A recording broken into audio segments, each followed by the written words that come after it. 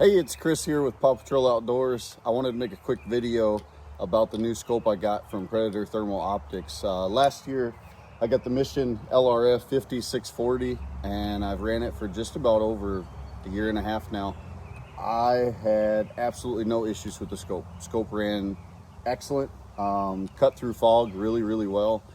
Moisture in the air, I never really had too many problems with it unless it was extremely bad. The snow, if it was really huge wet flakes, I had a little bit of clarity issues, but I still could see 200 yards or so in the scope. It ran the 18650 batteries. This year they came out with the Sniper LRF. I switched over. It is running a 26650 battery instead of the 18650s, but it does come with an adapter. It's a little plastic tube. The 18650s go inside here, just as you can see, and it does still run the 18650s. Obviously, battery size, I would say I'm gonna get probably double the life out of the 26650s versus the 18650s.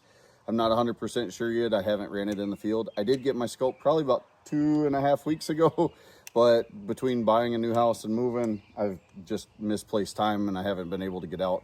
Today's the first day that we actually have some clear weather here in north central Wisconsin to where I can get out and sight in both guns. I did get the Mission switched over to my wife's 243, and I got the Sniper finally mounted and on the Bergara. The one thing that I did do different, I didn't use the scope rings that came with the Sniper. They were a little bit too high for what I liked. I wanted the scope lower to the rifle. So I had to fabricate my base mount, cut it a little bit shorter because the neck where the tube is a little bit shorter than your traditional scope. So I ended up cutting the front off of my base mount and then trimming it back, repainting it, got it all where it would fit the new scope. Got her mounted on with some Vortex rings, and she is shooting great. So far, I will say that the Sniper LRF versus the Mission, as of today, we got a little bit of humidity in the air from all the rain, and it's kind of sitting in the air. It's a little bit clearer from what I could tell. Settings are almost identically the same, but they're sitting at different levels based on one scope to the other, but very similar scope-wise. The difference that they ran into this year and did with the new Sniper LRF is they centralized it more around a bolt action rifle, which I really like compared to the Mission. It sits lower. It's more like a tube style scope, a glass scope.